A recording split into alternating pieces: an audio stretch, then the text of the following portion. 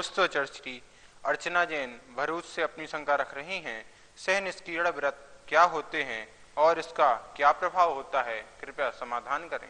सिंह निष्क्रिय जो व्रत है ये बड़ा महान तप है और इस तप को वही तपते हैं जिनका शरीर बल और आत्मबल बहुत प्रबल हो।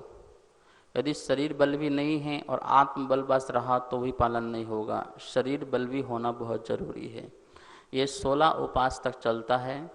1 आहार 2 उपवास, फिर 1 आहार 3 उपवास, 1 आहार 4 उपवास, 1 आहार 5 उपवास, ऐसे करते करते 1 आहार 16 उपवास फिर घटते क्रम में होता है। फिर 16 उपवास, फिर 1 आहार, फिर 15 उपवास, फिर 1 आहार, इस प्रकार से घटते क्रम में भी होता है। तो इस प्रकार की शक्ति, क्योंकि जैन मुनि जो है वो निर्जल, एक जल की बूंद भी ग्रहण नहीं करते हैं और उससे उसको ग्रहण करते हैं व्रत को। तो ऐसा व्रत जो है वर्तमान में 2-3 साधुओं के नाम आए हुए थे और उनकी शक्ति थी, उनने किए। ऐसे उपवास करने वाले की आत्मा जो है बहुत शुद्ध होती है और आत्मा शक्ति बढ़ती है, कर्मों की निजरा होती है यदि भावों में निर्मलता और विशुद्धता और वितरागता परिणाम हो तो।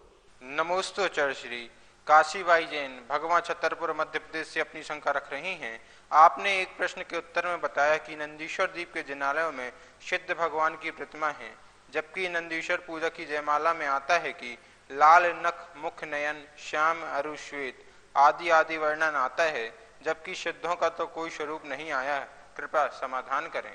सिद्ध भगवान की प्रतिमाएं आकृतिम चित्तालय में होती हैं, ये आगम प्रमाण हैं। और जो प्रतिमा का जो स्वरूप है, जैसे पुरुष आकार होता है वैसे ही आकार वहाँ पर होता है। जैसे महावीर स्वामी सिद्ध भगवान बने तो किस शरीर से बने? इसी शरीर से बने, इसी परम औदारिक शरीर से बने। इसमें भी उनके नख, आँख जैसे है बिल्कुल वैसे ही शरीर उनका होगा और आत्मा निकल गई। तो उस शरीर का ही स्वरूप जो है वहाँ बनाया जाता है। सिद्ध परमेष्टि का भी मतलब बना हुआ है, अनादि से बना हुआ है, आकृतिम है। और ये जो नख और आँख आदि जो बने हुए हैं आकृतिम प्रतिमाओं में, वो नेचुरल है, अलग से लगाया नहीं गया है। उस पत्थर में ही नेचुरल है। जैसे आप देखिए कि गाय है तो गाय के मस्तक पर यहाँ पर वाइट टीका होना, गले में पट्टा सा होना, अपना नेचुरल शरीर में ही ऐसा होना, वो नेचुरल जन्म से होता है। ऐसे वो आकृतिम अनादिकाल से प्रतिमा में ही ऐसा ही स्वरूप बना हुआ है। तो पुरुषाकार रूप स्वरूप बनाया जाता है और उसमें जो आत्मा की कल्पना की जाती है कि यह आत्मा स्थापित की जाती है कि ऐसी आत्मा सिद्ध परमात्मा बनी है। तो हमें सिद्धों का स्वरूप बताना है तो आत्मा का तो आकार दिखा नहीं सकते हैं कि कैसे आत्मा का आकार दिखाएंगे। तो क्या करना होगा, फिर ऐसे ही जो पुरुषाकार होता है शरीर, उस शरीर को ही दिखाते हैं। अभी भी सिद्ध परमेष्टि की प्रतिमाएं बनती हैं। तो जैसे अरहंत की परमेष्टि होती है वैसे ही वहाँ बनती है प्रतिमा भी वर्तमान में, और उनकी स्थापना होती। कटिंग वाली जो प्रतिमा होती है वो तो पूजनीय ही नहीं होती है। तो ऐसे ही आकृतिम चित्तालय में भी जो पुरुषाकार स्वरूप है वैसा ही बना करके वहाँ पर सिद्धों की उसमें स्थापित भाव होते हैं। नमोस्तोचर श्री आशीष रमेश चंद जैन लोनारा खरगोन से अपनी शंका रख रहे हैं। पाप और अपराध में क्या अंतर है, कृपया समाधान करें। हिंसा, झूठ, चोरी आदि जो ये पाप हैं, जो मन में विचार उत्पन्न हो रहे हैं हिंसा के, झूठ के, चोरी के, वो पाप कहलाते हैं।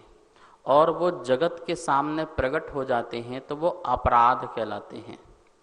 जब तक किसी दूसरे के सामने प्रकट नहीं हुए वो हमारे पाप कहलाएंगे, और दुनिया के सामने प्रकट हो गए तो वो अपराध कहलाएंगे। देखिए, आपके मन में किसी को मारने की विचार आए, वो क्या है? वो पाप है। और आपने मार दिया, वो अपराध है। आपने झूठ बोलने का विचार किया, ये पाप है। और आपने झूठ बोल दिया, ये अपराध है। मतलब मन की बात को शरीर के द्वारा, वचनों के द्वारा कार्य कर देना, इसका नाम अपराध है। और मन में उत्पन्न होने वाला जो विचार है वो पाप है। तो इस प्रकार से हिंसा, झूठ, चोरी, कुशील, परिग्रह, मन संबंधी लगाना पाप और वचन और काय संबंधी लगाना अपराध।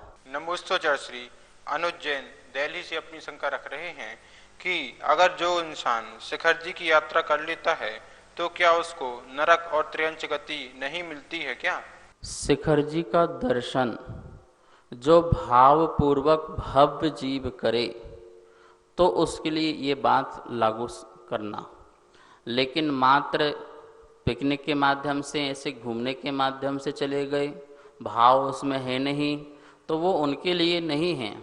ये निश्चित है कि भव्य जीव संबित शिखर जाता है और वह भगवान के भावपूर्वक दर्शन करता है, अपने जीवन को अहोभाग और ऐसा यह पर्वत जहाँ से अनंत जीव जो हैं मोक्ष पधारे हैं, ऐसी भावना रखता है, अपने आप को बहुत पुण्यभागी समझता है और भावों से दर्शन करता है, तो वह जीव के लिए कहा गया है कि वो नरक और त्रियंच पर्याय को प्राप्त नहीं होगा यदि मरण होता है तो।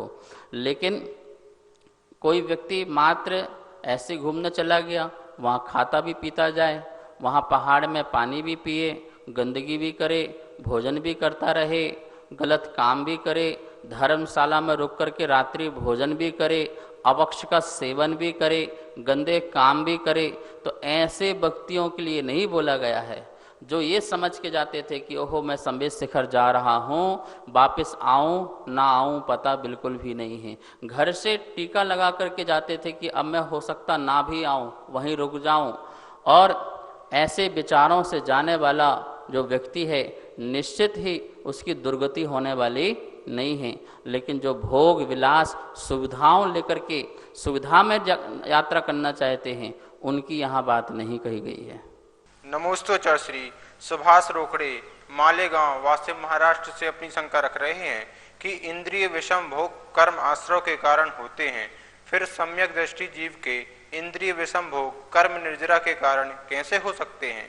कृपया समाधान करें। इंद्रिय विषय भोग जो हैं मिथ्यात्व सहित मिथ्या दृष्टि जीव के लिए जो हैं वो दीर्घ बंध के कारण हैं। वो बंध जो बनता है उनका दीर्घ बनता है क्योंकि वो विषय भोगों से सुख की कल्पना करते हैं, सुख मानते हैं। मान्यता का अंतर यहाँ पर ध्यान रखना। सम्यक दृष्टि को भी बंद हो रहा है ऐसा नहीं है, राग इच्छा आदि उसमें होने से बंद हो रहा है, लेकिन उसका बंध जो है जैसे मिथ्या दृष्टि के जो उत्कृष्ट बंध होता है वैसा बंध उसके नहीं हो रहा है, इसलिए उसको अबंधक कहा जाता है। मिथ्यात्व संबंधी और अनंतानुबंधी की तीव्र कषाय जो लगती थी विषय भोगों में, उसका अभाव होने के कारण तत्संबंधी उसके लिए अबंधता है, इसलिए उसको कहा है कि उसको बंध नहीं होता है। लेकिन राग और इच्छाएं जो प्रकट हो रही हैं तत्संबंधी जो अप्रत्याख्यान प्रत्याख्यान जो सुजन कषाय है उस संबंधी जो परिणाम है उसका आश्रव बंध तो होता ही होता है। लेकिन जो मिथ्यात्व के साथ अनंत अनुबंध बनना है विषय भोग का, कषायों का, कर्म का बंध, वो बंध सम्यक दृष्टि को नहीं होता है।